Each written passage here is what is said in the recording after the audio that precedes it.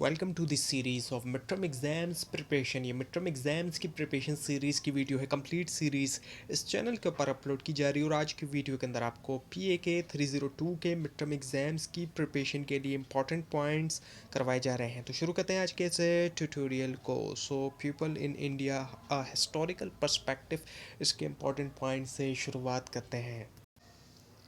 अगर हम ancient civilisation और रिलीजन्स की हम बात करें, हज़ारों साल पुरानी हिस्ट्री हम देखते हैं तो उसमें इंडस वैली से हम देखते हैं, हमें हिस्ट्री मिलती है जो कि एक बहुत पुरानी सिविलाइजेशन थी, तकरीबन 5000 साल पुरानी सिविलाइजेशन। और उसके बाद फिर आर्यंस की माइग्रेशन होती है और वैदिक पीरियड की शुरुआत होती है। और उसके बाद ही फिर हिंदुज़म की शुरुआत भी देखने में आती है हिस्ट्री को जब हम देखते हैं।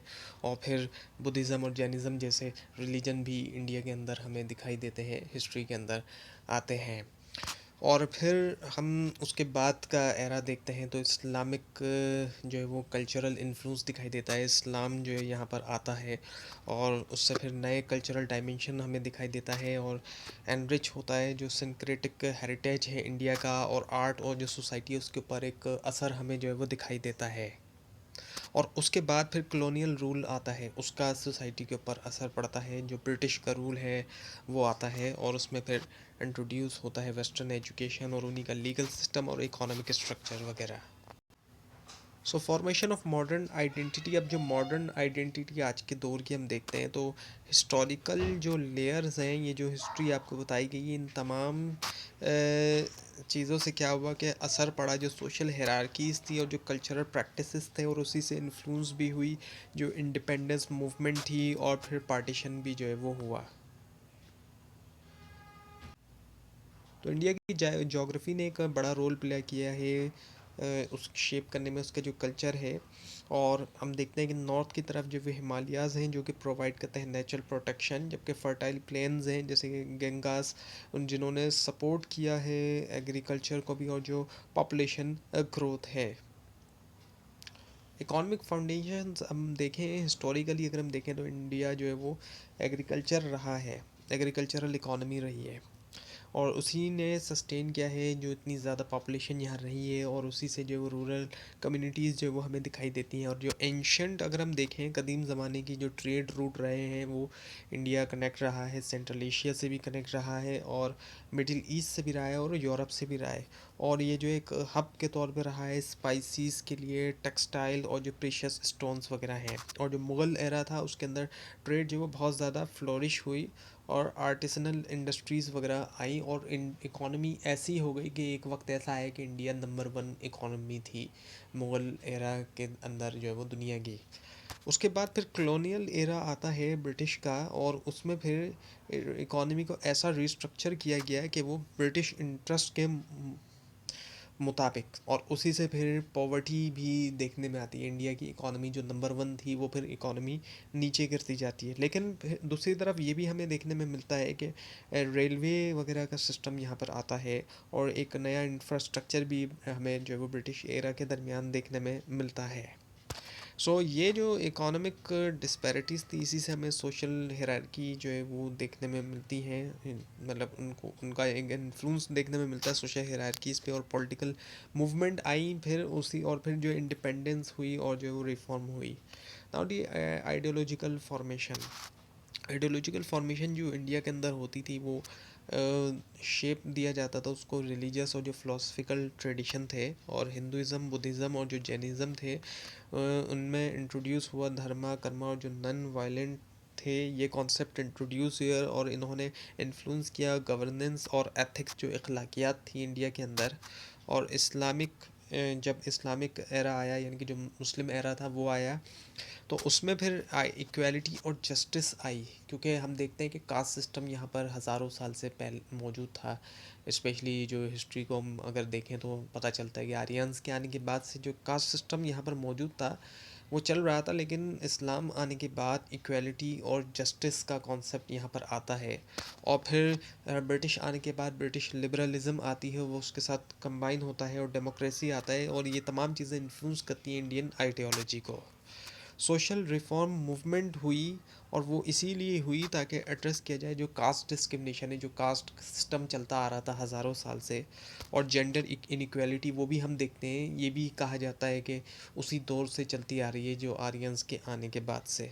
और प्रमोट किया गया मॉडर्नाइजेशन और एजुकेशन को, और थिंकर जैसे कि राजा राम मोहन ने एडवोकेट किया मॉडर्नाइजेशन और एजुकेशन को। और फिर जो आइडियोलॉजिकल करंट्स थी, इनसे इन्होंने ग्राउंड वर्क किया, एक फाउंडेशन रखी कि पॉलिटिकल कॉन्शियसनेस और जो है वो डिमांड हुई सेल्फ रूल के लिए। और हम देखते हैं कि क्रिएशन हुई पाकिस्तान की। So making of Pakistan movement for freedom अगर हम देखें, सो जो मूवमेंट थी पाकिस्तान के लिए वो आती है पॉलिटिकल, कल्चर और इकोनॉमिक फैक्टर्स से। टू नेशन थ्योरी जिसको आर्टिकुलेट किया लीडर्स ने, मुस्लिम लीडर्स ने एम्फेसाइज किया है, जो अलहदा मुसलमानों की डिस्टिंक्ट आइडेंटिटी थी, अलहदा पहचान थी इंडिया के अंदर, सब कॉन्टिनेंट के अंदर। और मुस्लिम लीग जो है कायद अज़म मोहम्मद अली जिन्ना के अंडर एक प्ले किया सेंट्रल रोल, जो है एडवोकेट करने के लिए सेपरेट नेशन हुड। और की इवेंट्स हमें देखने में आते हैं जैसे कि लाहौर रेजोल्यूशन 1940 और ब्रिटिश नेगोशिएशन जो कि ब्रिटिश गवर्नमेंट के साथ हुई, जिसने एक माइलस्टोन किया अचीव जो है इस स्ट्रगल के अंदर। कम्युनल टेंशन देखने में आती है हमें, और फेयर देखने में आता है मार्जिनलाइज होने का एक हिंदू मेजॉरिटी इंडिया के अंदर, क्योंकि इंडिया के अंदर तीन बड़े मज़ाहिब मौजूद थे, रिलीजन मौजूद थे, लेकिन हुआ क्या कि वक्त के साथ बाकी दो की तादाद जो है बहुत कम होती चली गई मानने वालों की, एक ही रिलीजन जो है वो डोमिनेट करने लगा है इंडिया के अंदर।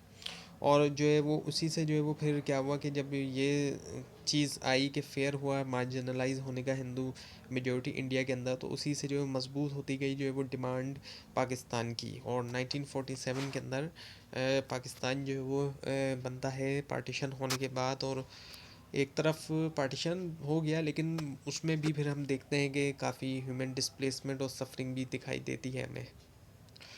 Now the ideological, historical and political movement, so कई सारी मूवमेंट आई जिन्होंने कंट्रीब्यूट किया जो पाकिस्तान की क्रिएशन थी इडियोलॉजिकली तौर पर। टू नेशन थ्योरी ने प्रोवाइड किया फिलोसफिकल बेसिस जो है डिमांड के लिए, जो है वो सेपरेट मुस्लिम नेशन के लिए। और हिस्टोरिकली तौर पे हम रिफॉर्मिस्ट अगर देखें तो शाह वलीउल्लाह और सैयद अहमद शहीद जो है इन्होंने क्या किया, रिवाइव किया इस्लामिक वैल्यूज़ को, और मुखालफत की जो फॉरेन डोमिनेशन थी जो ब्रिटिश वगैरह की, उसका। और पॉलिटिकली तौर पे अगर हम देखें तो मुस्लिम लीग जो है उसको बनाया गया है मुसलमानों के लिए, जो एक पॉलिटिकल पावर थी वो क्या थी, मुस्लिम लीग थी। और जो कैंपेन थी कॉन्स्टिट्यूशनल सेफ गार्ड के लिए, हाईलाइट किया गया मुस्लिम कंसर्न्स को। और ये सारी मूवमेंट आपस में एक दूसरे के साथ कनेक्ट थी, क्योंकि आइडियोलॉजिकल रिवाइवल किया गया, इंस्पायर्ड किया पॉलिटिकल एक्शन, जबकि हिस्टोरिकल एक्सपीरियंसेस ने शेप दिया जो है इंडिपेंडेंस स्ट्रेटजीज़ को। ना द रोल ऑफ लीडरशिप, अब हम लीडरशिप का रोल देखते हैं। अगर हमें विजनरी किस्म की लीडरशिप दिखाई देती है, विजन यानी कि जो ख्वाब एक होता है। कायद अज़म जो है वो एमर्ज हुए एक एडवोकेट के तौर पर मुसलमानों के लिए, जबकि अल्लामा इकबाल ने जो प्रोवाइड किया इंटेलेक्चुअल फाउंडेशन जो है उनकी फ़िलासफ़िकल राइटिंग्स के ज़रिए।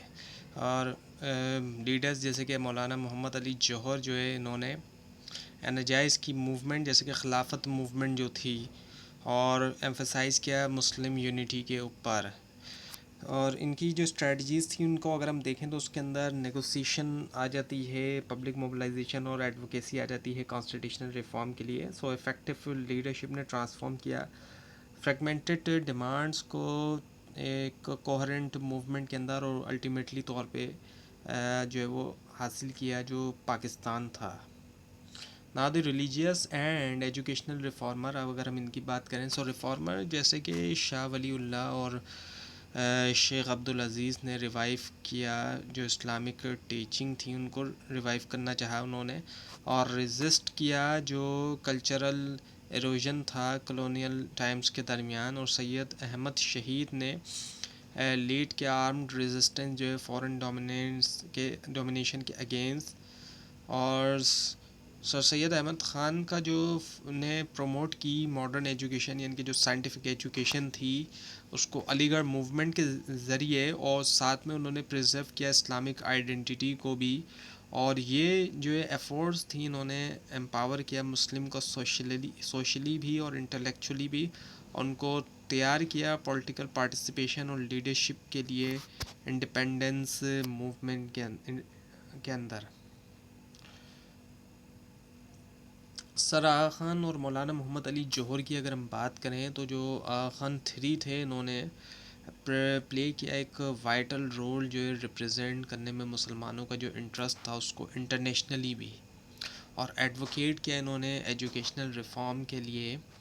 और मौलाना मोहम्मद अली जौहर ने जो है वो लीड किया ख़िलाफ़त मूवमेंट, एक प्रोमिनेंट लीडर थे ये ख़िलाफ़त मूवमेंट के। और ख़िलाफ़त मूवमेंट जो है वो इसीलिए चलाई गई ताकि प्रोटेक्ट किया जाए जो ऑटोमन कैलिफेट थी, जो सल्तनत उस्मानिया थी, क्योंकि उसके बाद जब सल्तनत उस्मानिया ख़त्म हो गई वर्ल्ड वॉर वन के बाद, तो मुसलमानों का एक डिक्लाइन शुरू हुआ, और मुसलमानों की जो पावर थी दुनिया भर के अंदर वो ख़त्म होना शुरू हुई। और दूसरी तरफ ये भी था कि मुसलमान जो है वो यूनाइट नहीं रहे थे उस वक्त तक, जब तक ऑटोमन एम्पायर थी तो मुसलमान यूनाइट हो थे, लेकिन उसके बाद क्या हुआ कि मुस्लिम यूनिटी जो है वो तबाह होती गई। तो इसीलिए खिलाफत मूवमेंट चलाई गई ताकि प्रोटेक्ट किया जाए ऑटोमन कैलिफेट और प्रमोट किया जाए जो मुसलमानों की यूनिटी थी।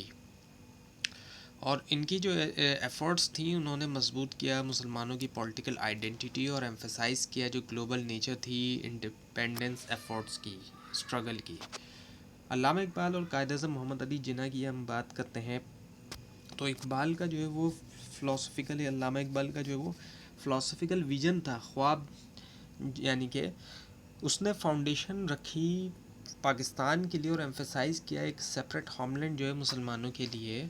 और उनकी पोट्री और उनकी स्पीचेस ने इंस्पायर्ड किया पॉलिटिकल कॉन्शियसनेस जो है मुसलमानों के दरमियान। जबकि जिन्ना की लीडरशिप की हम बात करें तो इन्होंने ट्रांसलेट किया उस विज़न को, उस ख्वाब को रियलिटी के अंदर। उनकी जो लीडरशिप दिखाई दी मुस्लिम लीग के अंदर, उनकी स्ट्रैटेजिक और नेगोशिएशन, और जो उनकी कमिटमेंट थी मुसलमानों के राइट्स के हवाले से। दोनों इकबाल और जिन्ना जो है इन्होंने तश्कील दी पाकिस्तान की जो आइडियोलॉजिकल और पॉलिटिकल फाउंडेशन थी, और उसी से जो है वो क्रिएशन हुई पाकिस्तान की। तो ये था आज का लेसन। आपको इस बारे में कोई क्वेश्चन है और ख़ासतौर पर इसमें कोई मिस्टेक दिखाई तो ज़रूर हाईलाइट कीजिए। और इस पूरी सीरीज़ को देखने के लिए और मिड टर्म और फाइनल टर्म एग्जाम्स की प्रिपरेशन के लिए इस चैनल को सब्सक्राइब कीजिए, बेल आइकन के ऊपर क्लिक कीजिए। Thanks for watching this video and best of luck.